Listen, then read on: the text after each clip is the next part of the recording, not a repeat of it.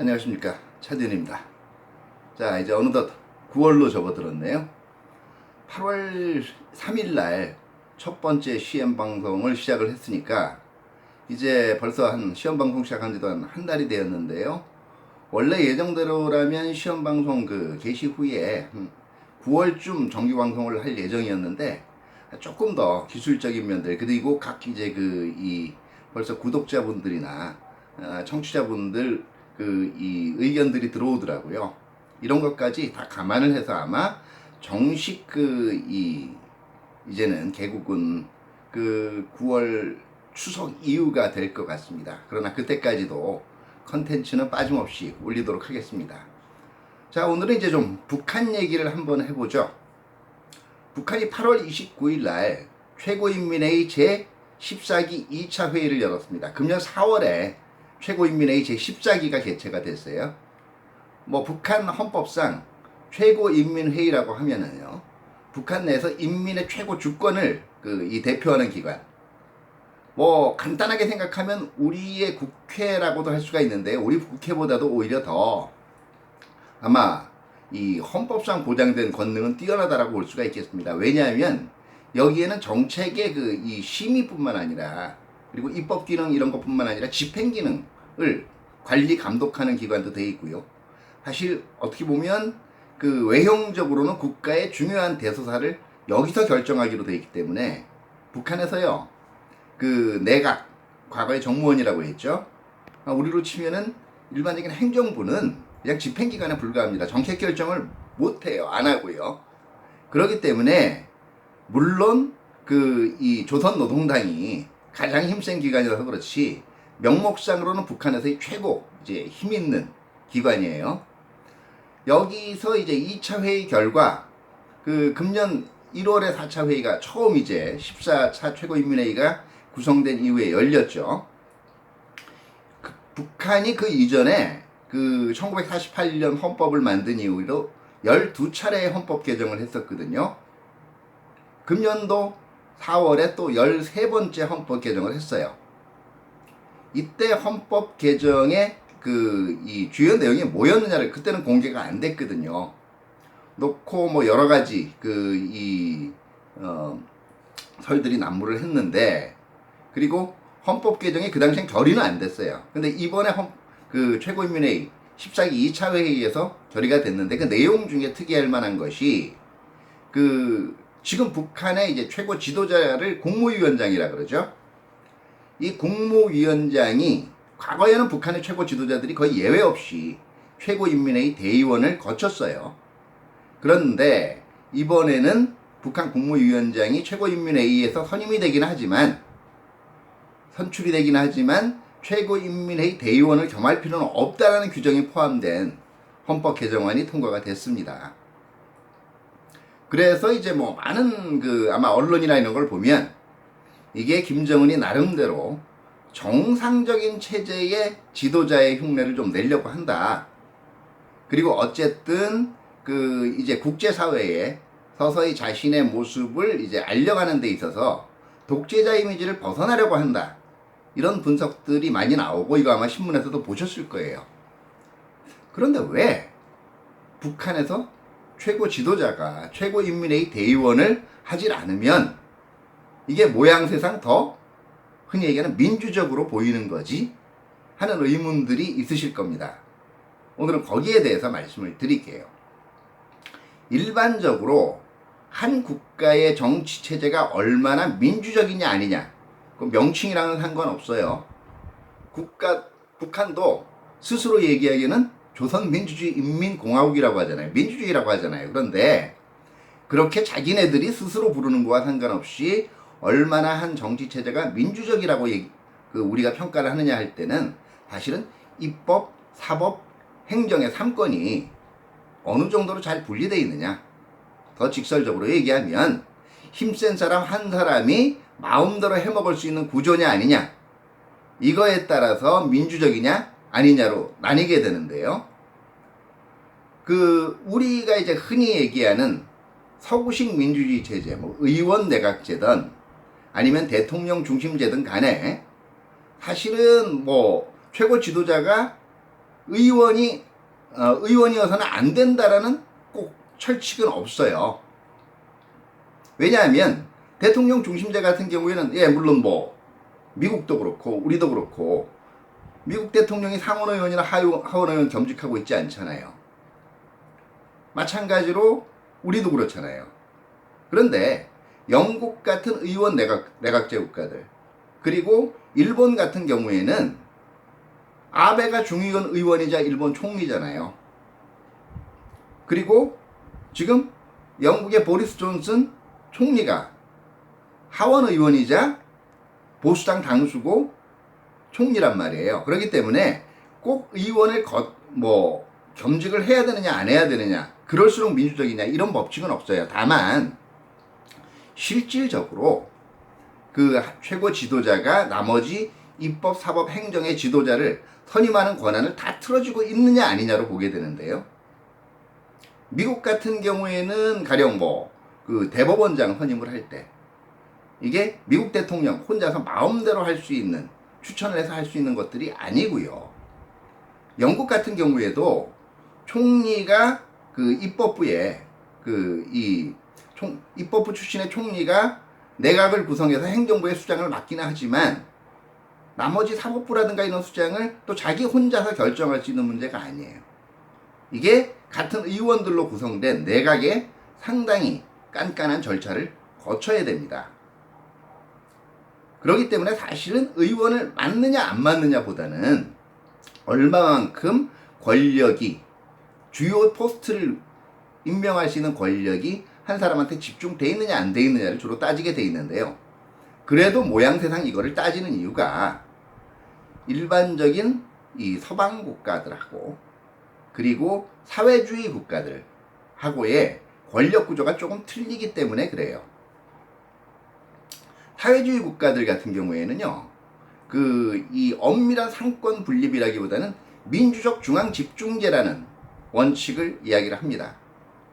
일단 사회주의 국가에서요, 최고 권력 기관은 그거는 당이에요. 공산당.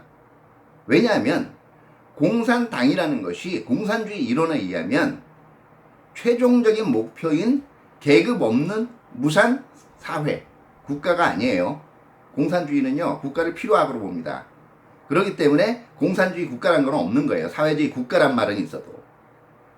가기 전에 중간 단계에서 수많은 난관을 극복하기 위해서 필요악으로서 정부가 있는 단계를 사회주의라고 얘기는 하지만 거기서 아무나 정치를 할 수는 없어요. 투철한 신념으로 무장된 전위대가 체제를 이끌어야 되고요. 그 전위대의 역할을 하는 것이 공산당이죠. 그렇기 때문에 실질적으로 권력은 공산당한테 집중이 되어 있습니다. 그런데 말은 민주잖아요. 주권이 인민들한테 있는 거 아니에요. 이거는 사회주의 국가도 부인하는 게 아니에요. 그러다 보니까 어떤 형태들을 취하게 되어 있냐면요. 자, 제가 도표 형태로 지금 그려왔는데요. 일반적으로 사회주의 국가의 이 체제를 보면요. 인민들의 최고 주권을 대표하는 명목상의 기관이 있어요. 그게, 여기구나.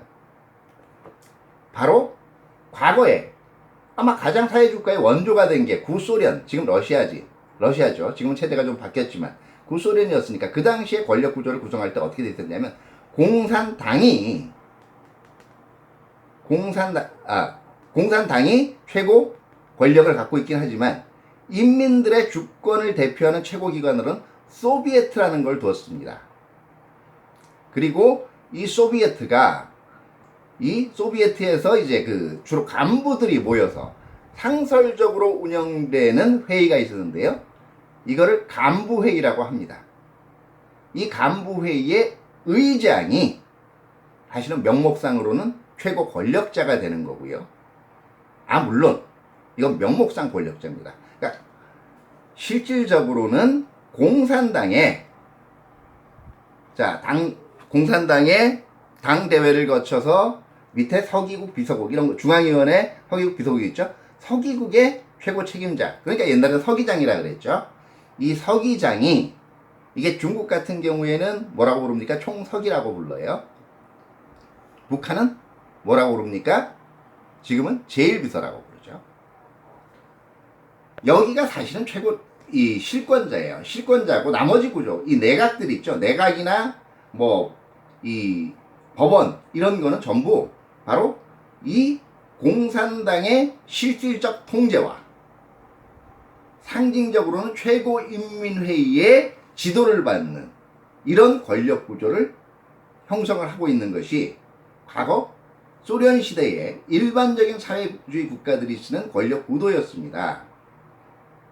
그렇기 때문에 과거 소련 같은 경우에는 어떤 유형을 형성을 했냐면요, 실질적으로 밖에 있는 외국 정상들을 만나거나 아니면 주요 결정을 결정하는 것은 물론 공산당 그 서기장 또는 시기에 따라서는 소련도 제1서기라고 불렀어요.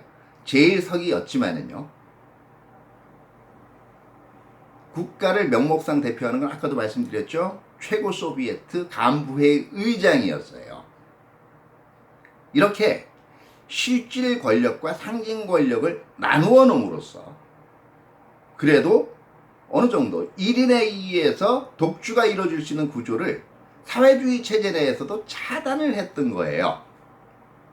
아, 그러면 행정부는 뭐야? 총리는 없어? 아, 총리 있어요. 여기 있잖아요. 내각.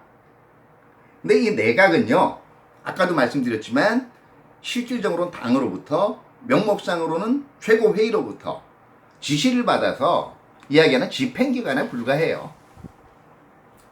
북한이 1972년까지 이거를 쭉 유지를 해오다가요, 요 위에 옥상옥을 만들었잖아요. 최고인민회의보다도 우월하고, 그리고 공산당보다도 실질적으로는 위에 있는 최고 지도자, 이게 국가 주석이었거든요. 이거는 사회주의 체제의 일반적인 권력 구조나 관행도 완전히 뛰어넘은 거였어요. 말 그대로 독재였습니다. 북한 나름대로는 자기네 수령제를 완전히 정치제도 안에 녹여낸 거라고 하지만 누가 봐도 이거는 독재거든요. 지금 이 비슷한 권력 구도를 채택하는 게 어디냐면은요, 아이러니컬하게 지금 중국이에요. 중국도 국가 주석직이라는 게 따로 있거든요. 자, 이런 체제를 유지를 해놓고 위에 국가 주석직이란 걸 만들다가 이게 김정일 시대에 김정은의 아버지잖아요. 그 당시에 막 1990년대 초중반에 체제에 위기가 오니까 이 국가 주석직이라는 거 대신에 뭘 만들었어요? 국방위원회라는 걸 만들어서 국방위원회 위원장이 이제는 그 다음에 최고로 하는 권력기구를 만들었잖아요. 이건 더 기형적인 거예요. 왜냐하면 국가 주석이나 국가 주석이 관장하는 중앙인민위원회라는 거는요, 그래도 그게 국가를 대표하는 일반적인 정무기관이에요. 근데 국방위원회는 건 딱 한순간에 봐도요, 일반적으로 중남미나 이런 아프리카에서 쿠데타 나면 구성하는 훈타라 그럽니다. 이게 군사평의회, 그 제도를 들여다 놓은 거예요. 북한이 봐도 이상했는지 바로 김정은 시대에 들어와서 헌법 개정을 하면서 국방위원회를 사실상 없애버리고 국무위원회라는 걸로 재편을 했죠. 그러다 보니까 형태가 어떻게 되는 거예요? 대외적으로 볼 때는 아버지 시대의 정치 체제를 버리고 할아버지 시대에 사실상 말은 국무위원장이지만 국가 주석으로 돌아갔구만. 그럼 어떤 인상을 주는 거예요? 역시 수령제 독재네 뭐. 대외적으로는 그렇게 생각을 하는 거예요. 자, 김정은이 이 이미지를 좀 바꿔봐야 되겠단 말이에요.